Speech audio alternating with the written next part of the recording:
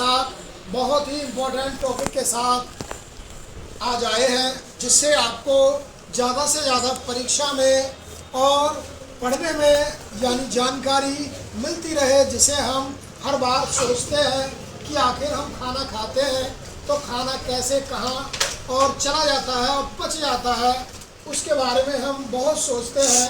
लेकिन हमें कुछ जानकारी मिलती है और कुछ हम आपको बताते हैं, जिससे आप उसको बेहतर तरीके से समझ सकते हैं, जिससे आपकी समस्या जल्दी से जल्दी सुलझ जाए और आप अच्छे से अच्छे परीक्षा में परिणाम प्राप्त कर सकें। आइए हम देखते हैं मनुष्य में पाचन यानी हम में पाचन कैसे होता है। भोजन खाते हैं तो वो पचता कैसे है, कुछ क्रम होता है। क्या क्रम होता है उसके बारे में हम पढ़ेंगे। आइए देखिए, मनुष्य में पाचन। भोजन एक सतत नली से गुजरता है। सतत मतलब होता है लगातार, जो खत्म नहीं होती। भोजन एक सतत नली, ये जो हमारी नली होती है, ये इसको सतत नली कहा गया है, लेकिन इसका नाम कुछ और है, मैं बताऊंगा आपको। भोजन एक सतत नली से गुजरता है, जो गुहिका से आरंभ होकर, गुहिका बोले तो मुंह से आरंभ होकर, लिखा होगा मुंह गुहिका, मुख गुहिका, यानी मुंह के अंदर जो खाली जगह होती है उसको गुहिका बोलते हैं। क्या बोलते हैं? गुहिका। जो मुख गुहिका से आरंभ होकर गुदा तक चली जाती है। गुदा क्या होता है? ये गुदा वो होता है जहाँ से हम मल को बाहर निकाल देते हैं।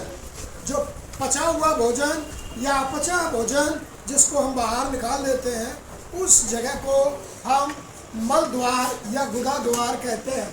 आइए, ये चित्र है, चित्र की सहायता से देख लीजिए।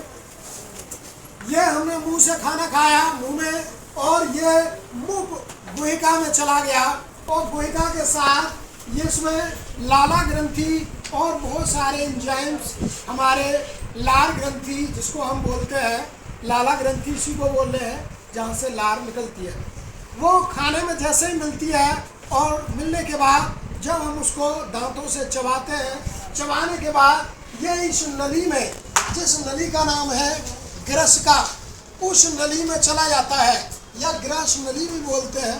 और यह खाना धीरे धीरे आकर के आपके आमाशय में चला जाता है, जो एक बहुत बड़ा हमारे शरीर में अंग होता है जहाँ भोजन इकट्ठा होता है।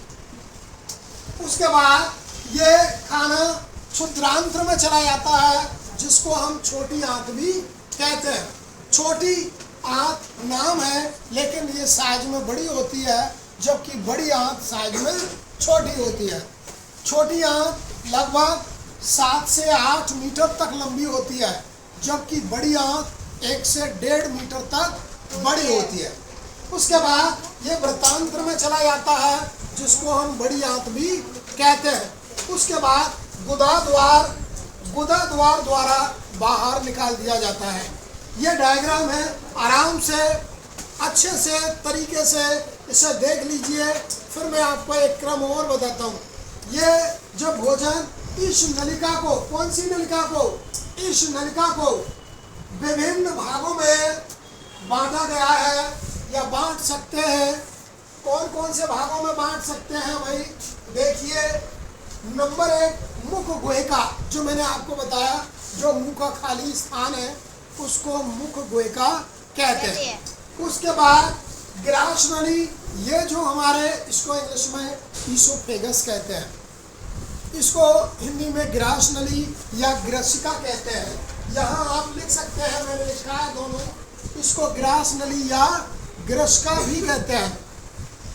उसके बाद जो खाना है वो आमाशय में चला जाता है, जो हमारा पेट है उसके अंदर भर जाता है खाना, जिसको इकट्ठा सभी जगह से इकट्ठा होकर खाना आमाशय में इकट्ठा हो जाता है।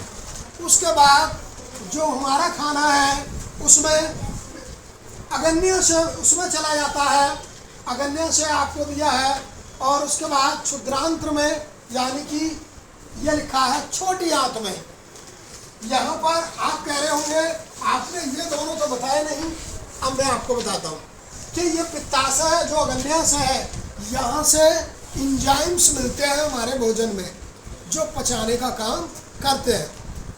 ठीक है, पित्ताशय से पित्त रस मिलता है और अग्न्याशय से वीर रस मिलता है जो हमारे भोजन को पचाने में हमारी मदद करता है। इसके बाद वृत्तांत्र में चला जाता है।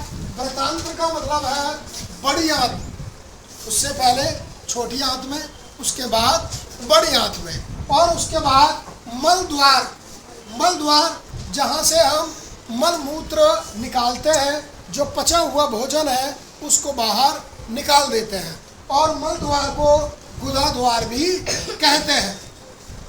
ये बहुत ही कंजेस्टेड क्वेश्चन था, बहुत बच्चों की रिक्वायरमेंट थी, डिमांड थी इस प्रश्न को बताएं, और मुझे उम्मीद है कि आपको बहुत ही सरल तरीके से और अच्छे से समझ में आ गया होगा। इसी तरह से आप हमारे साथ जुड़े रहिए और चैनल को सब्सक्राइब कीजिए, लाइक कीजिए, जिससे आपको आपके फ़ायदे के लिए जो भी नई वीडियो हो उसकी जानकारी आपको बराबर मिलती रहे। धन्यवाद।